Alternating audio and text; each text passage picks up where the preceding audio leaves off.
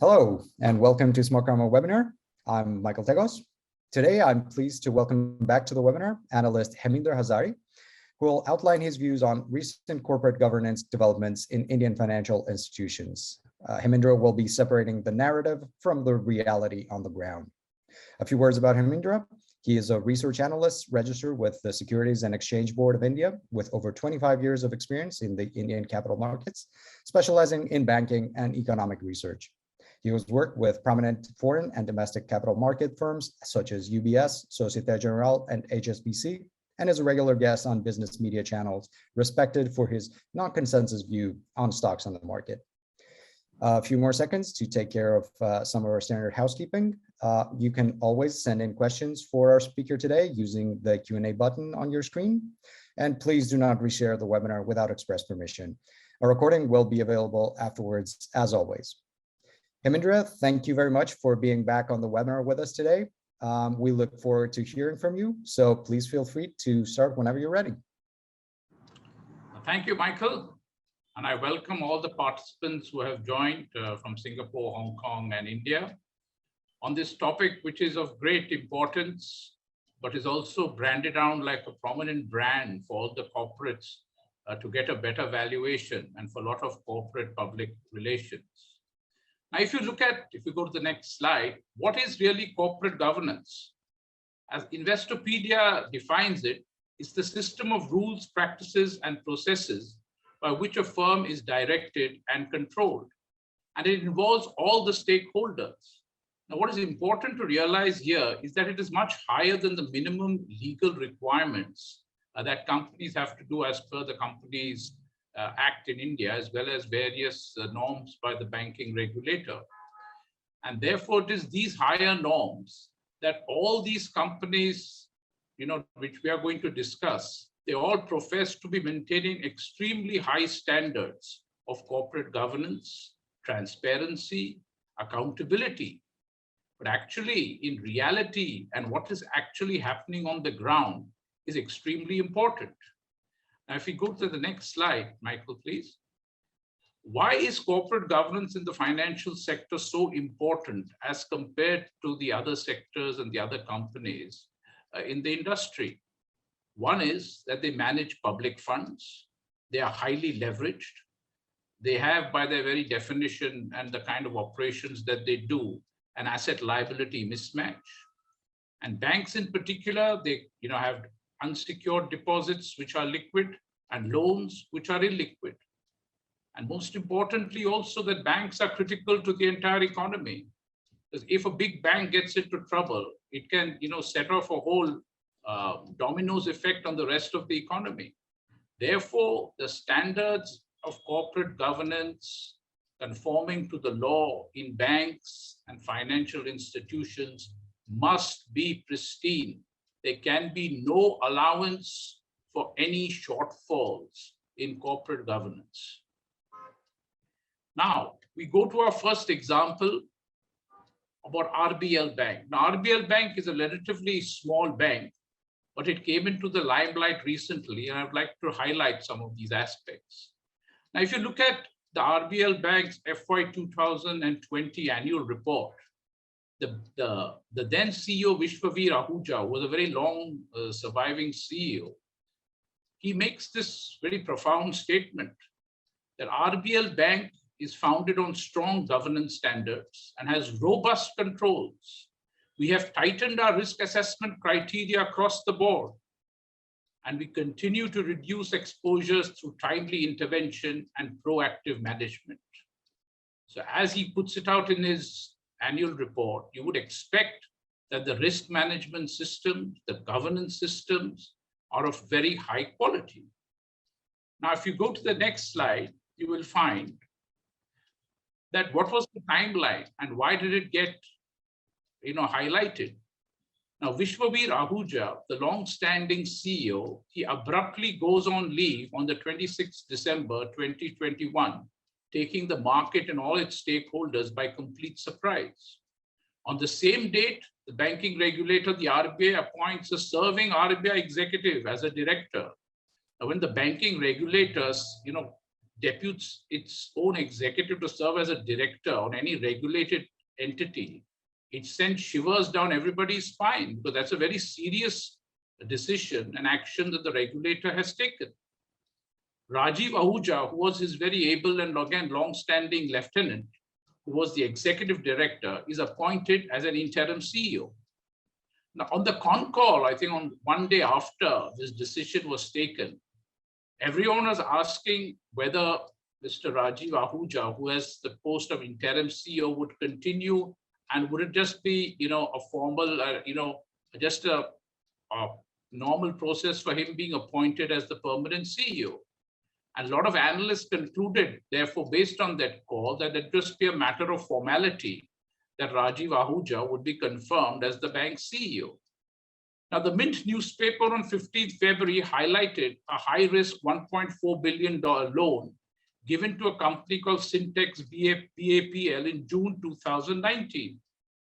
Now, surprisingly, slightly over 1.5 years later, Syntex BAPL was admitted to the insolvency tribunal in December 2020. Now, that's when I started doing my investigation based on the print article. If you could go to the next slide, please. Now, if you go to and you see that whether this loan actually existed, whether the bank had actually registered, if you go to the company law, the Department of Company Affairs, you will find that RBL Bank has registered a charge of around 1.4 billion on Syntex BAPL. So we know for the fact that there is such a charge registered. Now, if you analyze the immediate annual accounts, which should have been made available to the bank prior to them sanctioning this loan, you'll find a very interesting comment in the notes of that company, which says that the bank is already, that this company has already delayed repaying the loan to Deutsche Bank, and it's in the 0 to 60 days category, although it is technically not an NPA because the NPA definition comes after 90 days. This should have immediately sent a warning signal to any new lender giving additional funds to the company. Now, more importantly, if we go to the next slide, you will find that the financials of this company, which again should have been made available to the bank, it tells you that on the consolidated level, the debt equity was an astounding 10.5:1. Now, normally banks will not take extra precaution when the debt equity is 2:1 and beyond 3:1. It is very difficult for any bank to justify why it is giving a fresh loan. Now, the problem came here. If you go to the next slide, you will notice that after this slide, please, you will find that the loan has to be approved by the credit committee of the bank as well as the bank's risk committee. Now, here you will notice at that time, there was Mr. Jairaj Purandare, who's a chartered accountant, who was chairman of the credit committee. There was Mr. Ishan Raina, both of them are independent directors, who was, I think, into advertising. And you had both Mr. Vishwabir Ahuja, and most importantly, from our context and point of view, Mr. Rajiv Ahuja, who was then the ED, was a part of the credit committee. He was also part of the risk committee, which was chaired also by the chairman of the board, Mr. Prakash Chandra. Now, I find it astounding that any person with an idea of basic finance, and certainly even if you're not from the banking profession, if you're on the board of directors of a bank, you would understand the gravity lending to a company which has a loan, which has a debt equity ratio of 10:1. It should have immediately sent off warning signals, and the loan should have not even been given. Now, if you go to the next slide, you will find that the quality of this board, again, is of they are not some insignificant players. You have 2 chartered accountants. You had members who was a former member of the insurance regulator, and you had plus the 2 executive directors. Yet, based on this, you would have noticed that all these qualifications cease to have any significance in giving such a loan. Like, this is very basic finance, that when you see a company which has a debt equity of 10.5:1, where already the company's own notes to account state that Deutsche Bank is, the repayment loan to Deutsche Bank has got delayed, it should never have cleared any of these processes. But surprisingly, it did. So therefore, when I did a note on 23rd February of this year, if you can go to the next slide, please, I made it very clear in my note that Mr. Rajiv Ahuja, who is their current interim CEO, he should not be appointed CEO in this bank, nor should he qualify for being a banker in any bank. Because if you are to clear such loans, such poor quality, and ultimately that company had to go to the insolvency court, where this bank has now to see it to recover. Now, surprisingly, if you go to the next slide, on 20th, 21st of April, there were 2 media reports which came out, which said that Mr. Rajiv Ahuja's name is not one of those 3 shortlisted. Now, although this is not official news as yet, I think the signs are very clear that such a man has not been shortlisted by the bank's own board to get the banking regulator's approval. And this is where the whole point lies, that stakeholders, analysts, they have to look extremely closely at who are these individuals, who are they part of senior management, what kind of roles they have played, and therefore do they deserve and are they competent to hold the posts that they hold. And you see, if you do your research properly, you could have come to this conclusion even before the media reports had come out, because end of the day, our research analysts only deal with published information or information in the public domain. Now we come to another case of Yes Bank.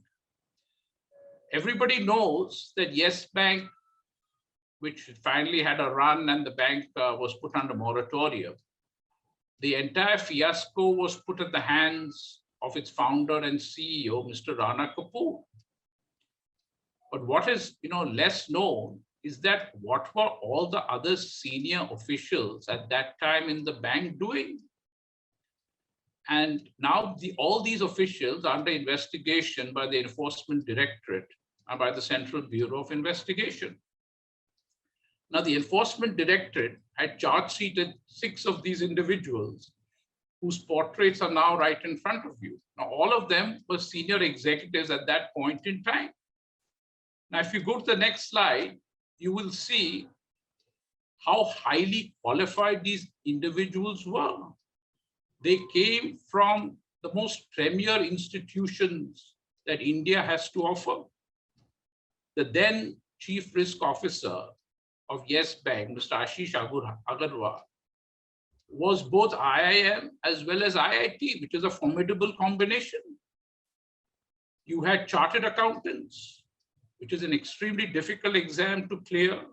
You had MBAs, as well as you had CAs. Now, all these are not easy to enter these degrees and even to pass them. If you look at their employment prior to coming to Yes Bank, again, these are all blue chip names. Lehman Brothers, Rabobank, ICICI Bank, ANZ, ICICI, CRISIL. Now, if you look at both these, you would, just looking at them, it comes across as very top quality resumes. And they've also served a very long time in Yes Bank, if you see from their date of joining. Most importantly, if you go to the next slide, please, look at their remuneration. For example, in FY 2018, Mr. Ashish Agarwal, his salary, including bonus, was an astonishing nearly 72 million. That's 7.3 crores, which in FY 2018 and even today would be an obscene salary for any banker to get. And mind you, if you look at the column on the right and you'll see the ESOPs, he was given even huge ESOPs on top of this. And if you see the salaries of all the others, you will see that they're extremely, extremely high. Now, if you compare their salaries to what the other companies were giving, other banks were giving, if you go to the next slide, please, you will find that as compared to similar people in similar positions in Axis Bank and HDFC Bank, their salaries were significantly higher. Now, if you go to the next slide, you will notice that Yes Bank's size in terms of risk-weighted assets, branches, is significantly smaller than Axis Bank, HDFC Bank, ICICI Bank. Yet, the remuneration packages they were being given was significantly higher. So, if you just look at these packages, you would conclude that these individuals are super intelligent and extremely impressive bankers. Now, however, when these investigative agencies investigated some of these huge NPAs, which finally brought down the bank, and if you go to the next slide, please, if you see what did the Enforcement Directorate say when they interrogated these individuals, what was their answers that they gave on why they had agreed and approved these loans, which finally brought down the bank? What they said was, they put the entire responsibility on Rana Kapoor and stated that even though they had reservations about the loan, the pressure from the then CEO compelled them to approve it. Now, this is known as the classic Nuremberg defense, which is essentially, we were just following orders. So what does one conclude from this? One concludes that the senior officials, they may be extremely well educated. They may come out from some of the finest educational institutions that the country has to offer. They must have phenomenal prior work experience with very well-known names. But end of the day, when it comes to evaluating credit, which is so critical in a bank, they are just rubber stamps. What they're essentially saying is that we just sign on the dotted line because our boss tells us to do it. So the point being here is that sometimes we see, and sometimes these officials, they broadcast how impressive their pedigree is, which earlier banks they worked with, what kind of educational degrees they have. But end of the day, as we have seen in this case, and we'll again see in some of the other cases as well, all that education, all that work experience, it just does not matter, because finally they are just yes men. And they will just do what the top tells them to do. Now, in another case, we come across Kotak Mahindra, the asset management company. Now, Kotak, as anyone who knows the Indian financial market, the AMC is a subsidiary of Kotak Mahindra Bank, which is known to have very robust credit systems, the bank. That's why you see that the NPAs there are much lower than their peers in the industry. And therefore, one expected that you will have similar systems in Kotak Mahindra AMC, where even the AMC has the chairman of Mr. Uday Kotak. Now, what does Kotak Mahindra AMC's FY 2017 annual report say? The risks in fund management are managed by investment committee, which is appointed by the board and is responsible for monitoring the credit and interest rate risks. Your company has robust risk management policy and practices in all the above related areas of functioning to check the adequacy of risk management systems. Now, if we go to the next slide, you will notice that Kotak Mutual Fund had about 6 schemes of their fixed maturity plans, where they had invested heavily in some of the Z companies. Now, what is interesting to note is the rightmost column, where you'll see that each of these funds, the weightage of these companies was extremely high. It was in all cases except one more than 5%, and in many cases it was near 10%. Now, when you have such a high holding in a particular group of one, industrial house companies, you would expect, since this is a debt fund, that the quality of these companies, again, would be top-notch. Now, when the SEBI investigated this whole Z fiasco, what did they conclude in their SEBI order, which is available to the public? They said that when the investment committee of Kotak invested, it was not aware of the issuer entity on the date of approving the proposal to invest in the Z convertible, zero convertible, non-convertible debentures.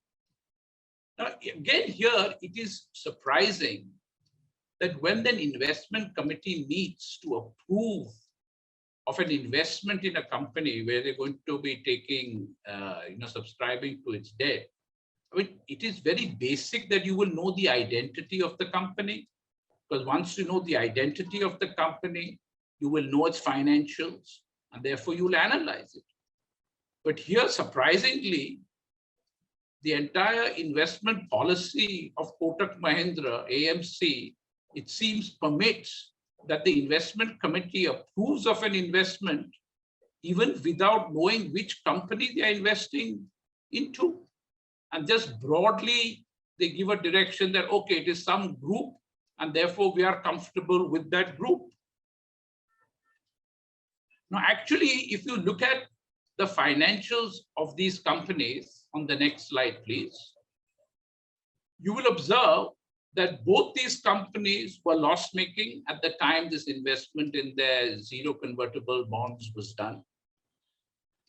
They had huge leverage, and the financials were unable to refinance or even pay back the debt, which was even acknowledged by the investment committee, and therefore it had to resort to refinance to pay back the Kotak AMC's debt.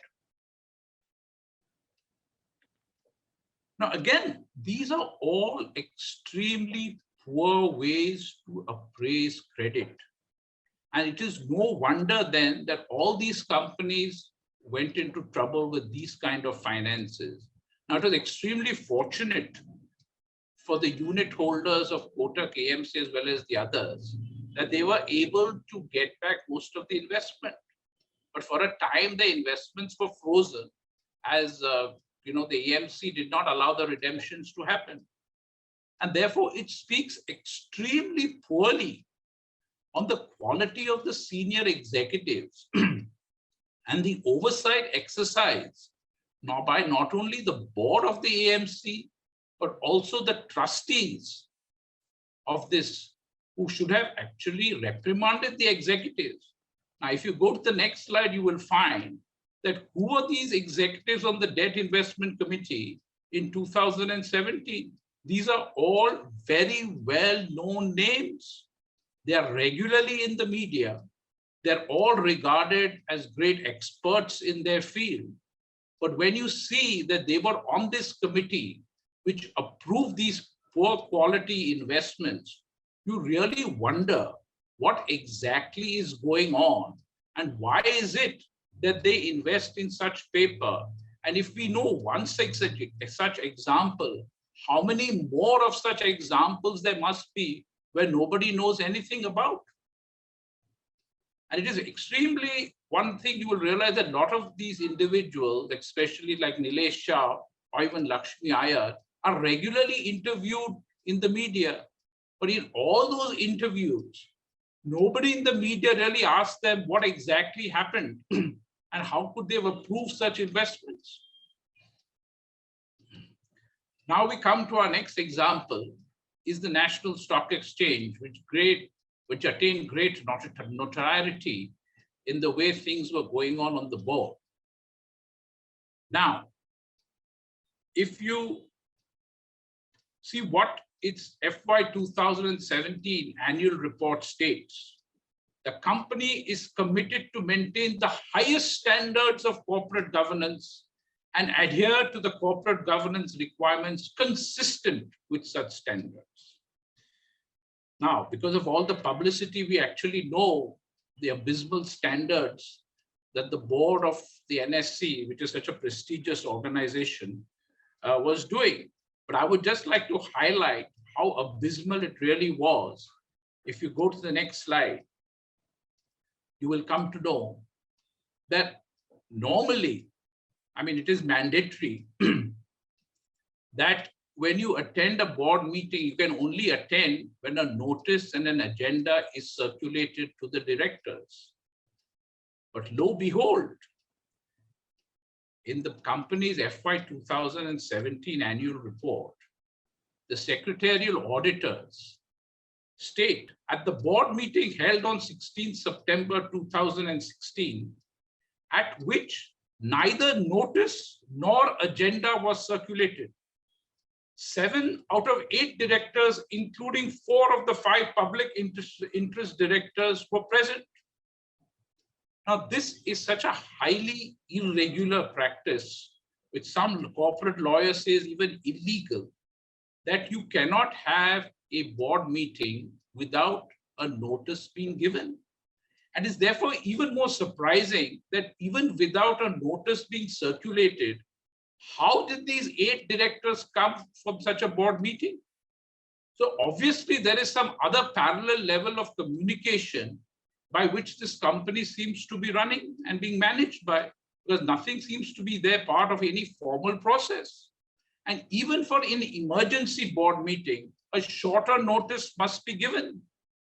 So you'll find that this is India's premier stock exchange, that it was holding a board meeting without a notice. That means any decisions also taken at such a board meeting may not be legally valid at all. Now, if this was not bad enough, you will come to the next slide, which tells you that when an important discussion was happening pertaining to the removal of Mr. Anand Subramaniam, who was the consultant and group operating officer of the NSE on 21st October 2016, the board meeting, the minutes was not included in that board meeting. That means all the board members deliberately suppressed the entire discussion on such an important issue of removing a senior executive of the company. Now, it is extremely important when the board takes any decision that it is minuted and documented, because if there is any debate on it subsequently, or supposing in this case Mr. Anand Subramaniam had sued the board for removing him, the board can present its minutes to say how and under what basis and what rationale they took that decision. But when you suppress the board minutes totally, you are suppressing its entire, information to any scrutiny. And that is the exact point of suppressing it, that you don't want anything to be there on the record. Now, again, if you look at who are these board members who attended this October 21st, 2016 meeting, again, these are all very well-known names. You had Mr. Ashok Chawla, the chairman of the board and a former IAS officer. You had Mr. TVS Mohandas Pai. You had Mr. Havaldar, and you had Mr. Parthasarthi. You also had Anshula Kant, who was the deputy managing director then of State Bank of India. Now, these individuals, some of them were representing their, the companies which had invested in NSE, and others were representing the public interest. But look at this, they were willing to suppress board minutes, which they should have been in the public domain, or not even in the public domain, because board minutes are confidential, but they're supposed to protect the public interest. They were just willing to align themselves with the executives forsake their responsibility to their own shareholders who had investments in NSE, forsake their responsibilities to the public, and they were public interest directors. And again, in the case of Anshula Khan, she later was elevated to the managing director of State Bank of India. Thereafter, now she has joined, if I'm not mistaken, one of the global financial development institutions as the chief financial officer.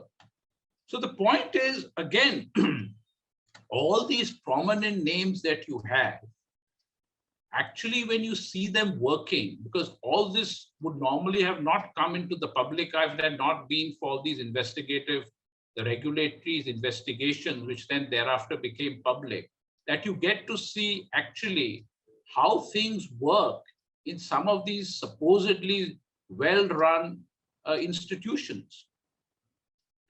Now, our next slide will deal with the role of auditors.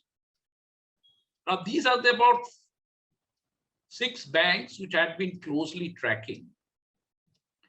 And if you note, these were the auditors over the span of about 10 years. Now, the items which have been enclosed in a red box are when the RBI had detected that their accounts were misleading and therefore were unreliable.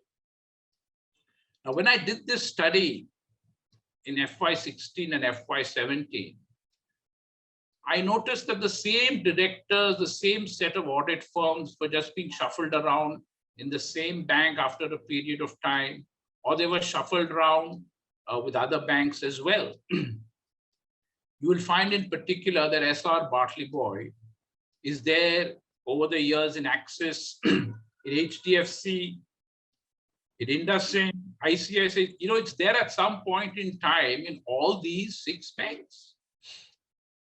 Now, I noticed in FY 2016 that Mr. Viren Mehta, the partner who signed off the accounts, the RBI subsequently found it to be misleading. I also found in the same year, he was the auditor who had signed off on Yes Bank's account, which was misleading. And I said, and I wrote a note on that for the public, that when a firm and a particular audit partner in 2 separate banks, the accounts that he has signed and approved have been found to be misleading by the banking regulator, and which is in the public domain, how can anyone rely on that firm's accounts or that partner's approval of the accounts? But mind you, this common sense view, the shareholders of the bank were quite comfortable of continuing with the auditors. The board of directors were comfortable because you can see, as in the slide, I think Viren Mehta's term ended in FY16, so therefore he was changed. And in Axis Bank, he continued to FY17, where again, that year's accounts was put forth as misleading. And he served about a 4-year term in Axis Bank. Now, it was no surprise to me because I had published a note on May 23rd, 2017, where I had highlighted how this particular audit firm, accounts which it had approved, are unreliable. On June 3rd, 2019, RBI banned SR Bartley Boy from auditing banks from April 1st, 2019 for 1 whole year. Now, it is surprising that despite all this being in the public domain, earlier to this circuit of this ban by RBI, HDFC Bank, IndusInd had already approved SR Bartley Boy as their auditor, and following this move, they had to again remove them abruptly and appoint another firm. So the point here being is that despite all this information being in the public domain, there is absolutely no pressure on the executive, on the board of directors, even by the shareholders. They can continue to do exactly what they want. And it's only when the regulator cracks down do they all, wake up from this selective kind of amnesia, and then they react to the news. So what is one to conclude from all this? If we go to the next slide, you see these examples are not some obscure companies. They're all very prominent companies. Most importantly, in one case, it is India's premier stock exchanges. It is a public institution. In other cases, they are all banks which manage public unsecured funds. One, you will notice that there is no lack of corporate governance structures or systems. The regulator and the company law, there are a lot of laws which they have to follow. There are a lot of structures which they all supposedly comply with. Then why is all this happening? Essentially, it is happening because the corporate and especially the financial sector is highly incestuous. There are many interrelated business links amongst the parties. You will typically find that the independent directors are normally, particular categories. One, they will be lawyers, they will be chartered accountants, which obviously their business comes from the corporate world. Two, they will be former Indian administrative officers who have been in the IAS or government. They have retired and they want to have a very comfortable social standing. So they get these boards, so they get to be appointed on boards. And then you have all these retired bankers and other people who have retired who wish to be on boards to maintain a certain standard of life.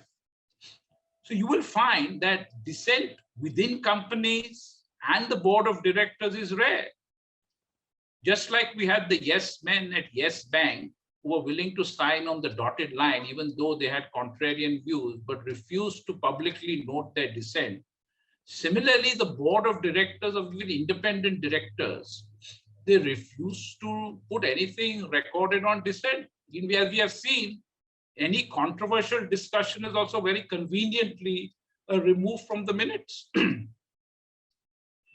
Essentially, in the corporate world that we live in, there is no future for dissenters. Whistleblowers who blow the whistle and who identify themselves, no corporate will ever employ them. This is recognized globally as well as in India. And dissident directors, if ever they record their dissent or they keep asking uncomfortable questions to the executive or to the founders of that company, you will find that they will not be given another term. And most importantly, they will be blacklisted as independent directors in the entire corporate world.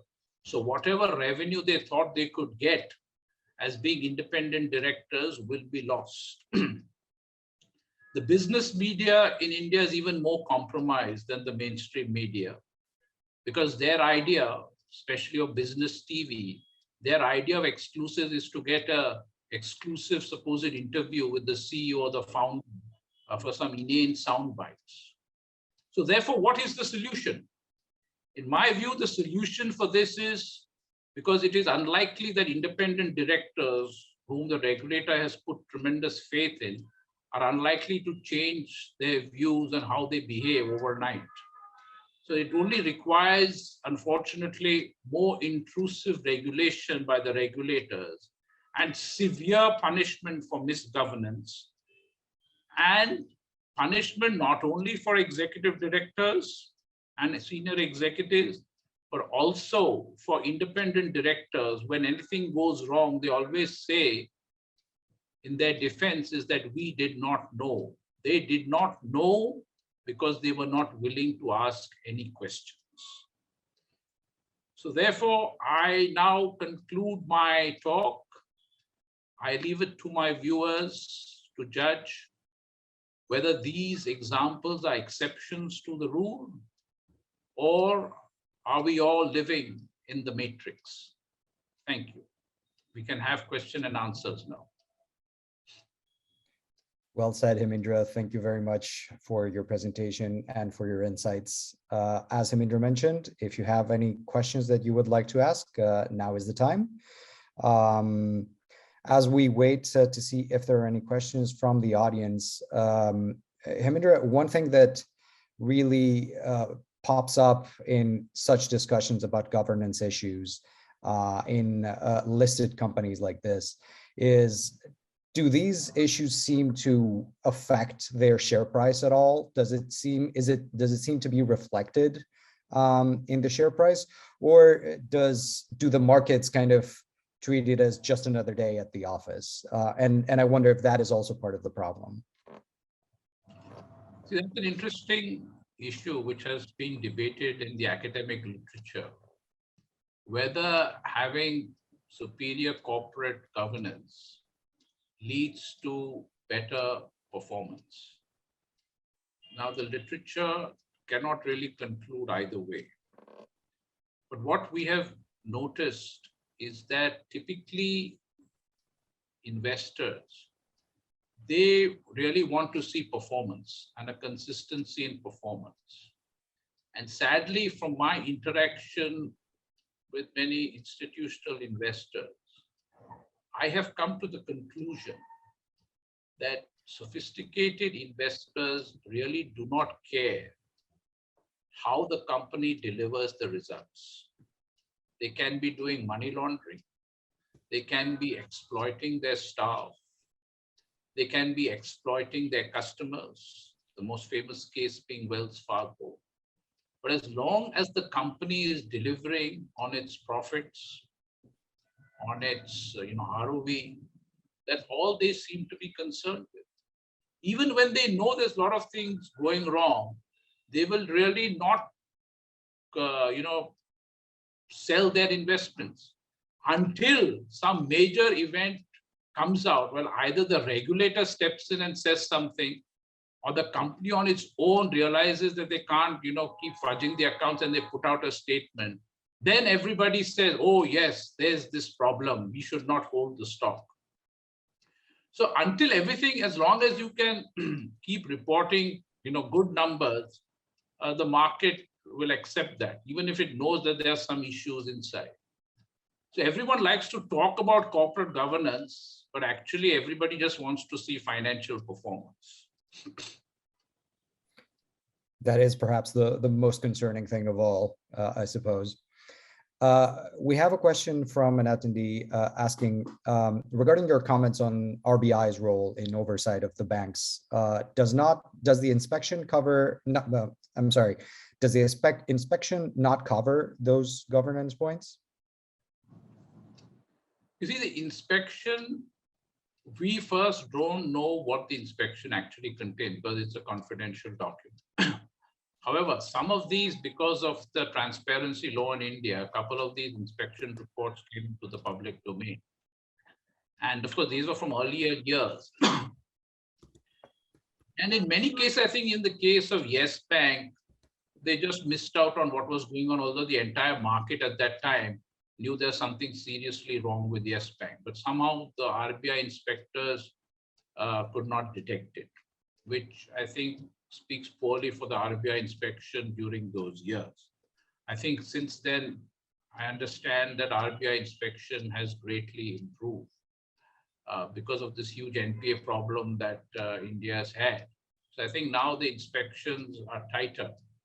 But I think even despite the RBI, I think if you're an average analyst like myself, you can detect a lot of these things and prove it if you just do some very basic kind of digging around and asking questions.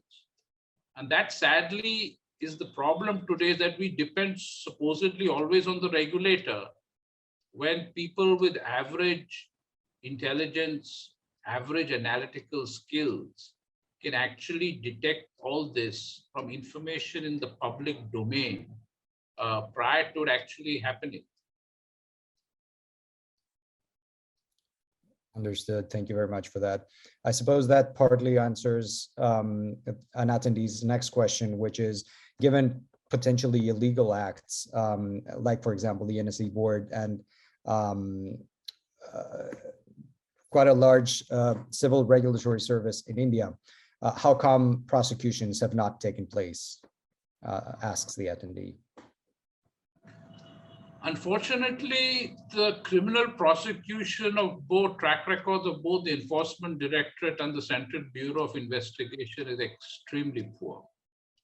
A lot of times they just leak out some of their prosecution investigation details to the press, which mind you should be confidential even when it goes to the court, just to sensationalize how great their investigation really is. But the actual proof of the pudding is if you actually criminally prosecute them and sentence them. And that, again, unfortunately, the track record is extremely poor. So at best, they will be jailed for some time like Rana Kapoor is, and very few will actually face severe punishment by the regulators, because that's just the way, because most of the time these people are extremely wealthy, they're extremely well connected. And in India, you can get away with murder if you manage the environment. We have seen that.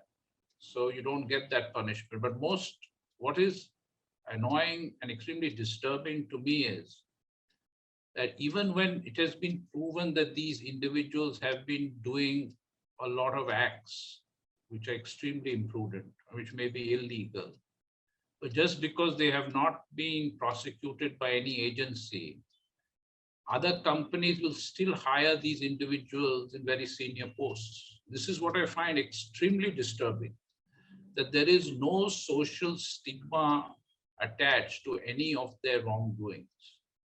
That means the corporate world, and when I say the corporate world, I'm talking of prominent companies. I'm not talking of small companies. These are the proper companies where there's considerable investment of FIs goes into, is that they are willing to employ these people, which tells you exactly what type of individuals they want to do what kinds of activity. That is, I find, extremely disturbing. Understood. An attendee has a comment on this. He suggests reducing rewards and remunerations of top executives and even directors would be essential in order to bring better conscience, I guess, among the top echelons. See, how does this work? You will typically find that in a lot of these banks, at the lower levels, you completely exploit the labor. At the branch level, for the staff, they will have very long working hours. Their salaries will just be, even be lower than probably government banks at certain levels. But at the top, they will be paid obscene salaries, as I have shown in my presentation. And this all really comes from the CEO. Because the CEO, he wants his salary to be extremely high. And what they do, and this is all done with the connivance of the board and all the independent directors, they will do a survey of all their peers. And each of their peers will inflate their own salary. So it's like a big circular system. And they say, oh, you see, the common salary is only this much. The other peer is doing it at much higher levels. So therefore, our salary must be that high. So there is this game played by which all the seniors in that industry, their salaries keep increasing, while at the junior level who put in a lot of the hard work, their salaries remain stagnant, or they have to do 125% of their target to get any kind of rewards or bonuses or increments. And what this leads to at the top is, because of ESOPs, you get this practice of inflating your profit numbers, because these individuals, because of their shares that they own, and the share price is not doing well, they want to show higher profit, which their performance has not been there, so their own wealth increases. Now, thankfully, the Reserve Bank of India now is putting caps on the kind of ESOPs the executive directors can get. But I think a lot of this has come because of this. So should they be penalized? Most definitely. But I say that they should have been sacked and should not have been made hireable in any part of the industry. Unfortunately, even in Yes Bank, Mr. Ashish Agarwal, even by the whole entire board was changed, they still retained him. And I had to write about 2 notes that how can he still be retained when he's being investigated by the criminal federal agencies. And finally, he took leave. The company didn't really remove him. And this is the case even with Chitra Ramakrishna at NSC. She was allowed to resign. She was not sacked by the board, which tells you what a cozy relationship the board has with the CEO.